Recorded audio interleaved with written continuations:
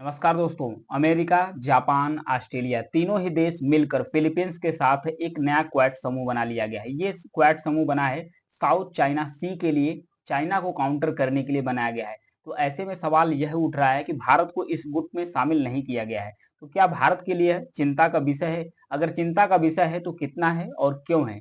इस सारे समूह के बारे में समझेंगे और चिंता का जो कारण है उसके बारे में समझेंगे। तो बने रहिए वीडियो के लास्ट तक। ये जो नया क्वाड समूह बना है इसमें 4 देश शामिल हुए हैं। एक तो ऑस्ट्रेलिया है, जापान है, फिलीपींस और यूएस तीनों ही देश मिलकर जो सिक्योरिटी अपनी पार्टनरशिप है उसको और मजबूत कर रहे हैं। किसके लिए? चाइना को काउंटर करने के लिए, खासकर जो साउथ चाइना सी है। क्योंकि साउथ चाइना सी में फिलीपींस के साथ विवाद है चाइना का, और वियतनाम के साथ भी चाइना का विवाद है। क्योंकि जो साउथ चाइना सी है इसमें चाइना के द्वारा एक रेड कलर की जो लाइन खींची गई है, चाइना के द्वारा बोला जाता है ये 9 डैश लाइन है। ये जो 9 डैश लाइन है इसके बीच का जितना भी एरिया आता है सब मेरा है, अपना एरिया है, ये चाइना बोलता है। लेकिन ये जो पारासोल आइलैंड्स है, स्कारबोरो सोल्स है, फिर उसके बाद यहाँ पर स्प्रेटली आइलैंड्स है।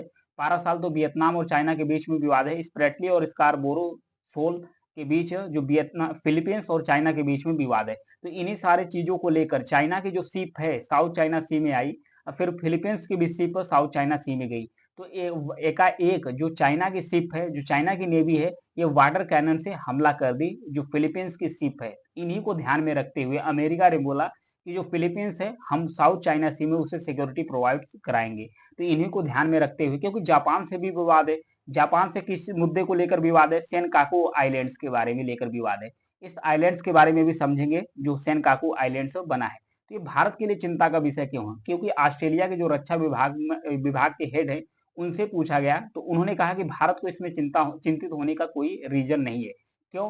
क्योंकि भारत के साथ जो क्वाड समूह बना है वो इंडो पैसिफिक रीजन के लिए बना है, यानी कि जो एशिया पैसिफिक रीजन यानी कि इंडो पैसिफिक रीजन है उस क्षेत्र के जो सुरक्षा है, खास करके जो समुद्री सुरक्षा है, व्यापार है, हेल्थ है, इकोनॉमी है, इन सब सारे मुद्दे को लेकर ये जो क्वाड समूह बना है इसमें कोई मिलिट्री कोऑपरेशन नहीं है। क्वाड समूह के अंदर जो ऑस्ट्रेलिया, जिस क्वाड में ऑस्ट्रेलिया, जापान, अमेरिका और इंडिया शामिल है, और जो फिलीपींस जो साउथ चाइना सी में बन रहा है क्वाड समूह, जो नया स्क्वाड बन रहा है, इसके बीच में जो सैन्य समझौता भी होगा, क्योंकि फिलीपींस और चाइना के बीच में विवाद है, और जापान का भी विवाद है किसके साथ? चाइना के साथ। तो इन सारे विवादों को लेकर, सेनकाकू आइलैंड्स को लेकर विवाद है। तो इन्हीं को लेकर अमेरिका के रक्षा मंत्री के द्वारा बोला गया कि भारत को इसमें चिंतित होने की कोई वजह नहीं है, क्योंकि ये जो नया क्वाड समूह बन रहा है ये दोनों समूह अलग है। एक तो साउथ चाइना सी में जो नया बना है, जो पहला है ये जो इंडो पैसिफिक रीजन है उसमें बन रहा है। तो आइए सेनकाकू आइलैंड्स की तरफ चलते हैं जहां पर विवाद है, और सेनकाकू आइलैंड्स की तरफ चलते हैं और उस पर एक नजर डालते हैं कि इस पर विवाद किस वजह से है। तो एक परिचय देते हैं, यहाँ पर है सेनकाकू आइलैंड्स। सबसे पहले जो सेनकाकू द्वीप है इस पर विवाद है। इसके जो 8 छोटे छोटे जो निर्जन द्वीप है, निर्जन मतलब कि वहां पर कोई भी मनुष्य किसी प्रकार के नहीं रहते हैं, इस द्वीप समूह को जापान में सेनकाकू द्वीप समूह, चीन में दियाओ द्वीप समूह और हांगकांग में तियायु तई द्वीप समूह के नाम से जाना जाता है। यानी कि तीनों अलग अलग नाम से जानते हैं।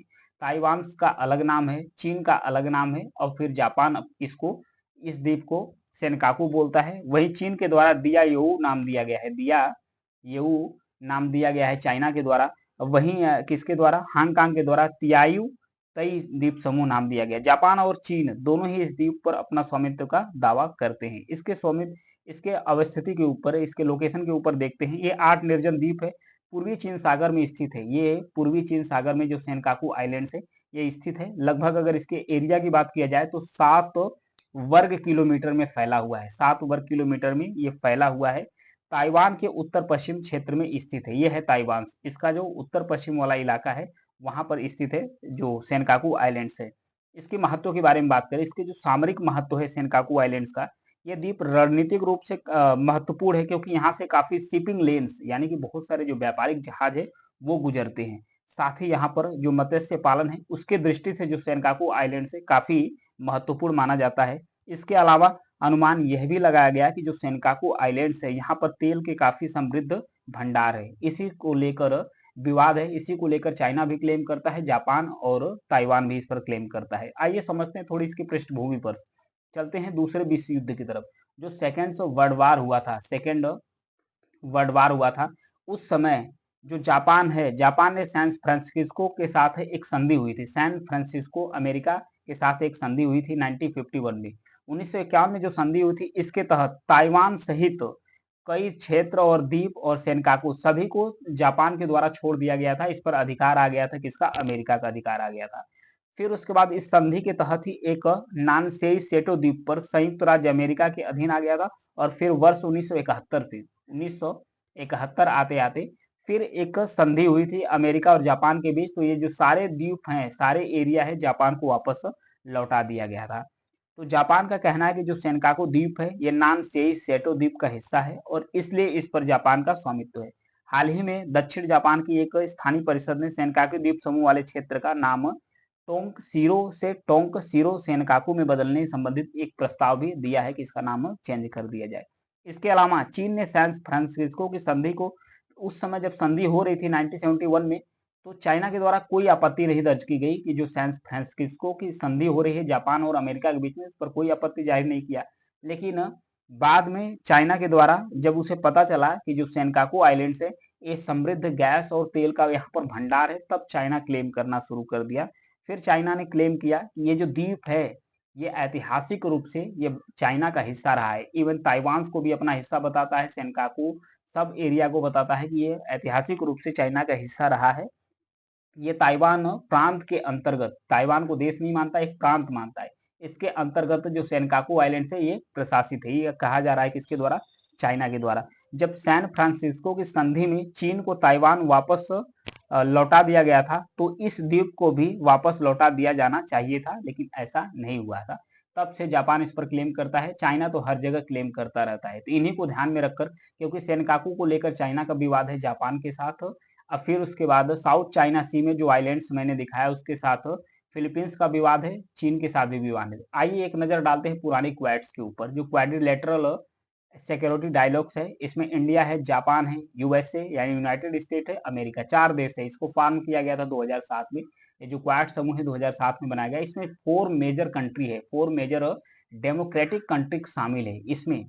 इसका उद्देश्य, पर्पज क्या है कि मैरीटाइम कॉपरेशन है, सिक्योरिटी यानी समुद्री सुरक्षा को बढ़ावा देना, मिलिट्री कोऑपरेशन करना, इकोनॉमिक और हेल्थ को बूस्ट करना, ये इसका टारगेट है। जो क्वाड समूह बना हुआ है 4 देशों के बीच में, इंडिया, जापान, यूनाइटेड स्टेट्स और अमेरिका के बीच में।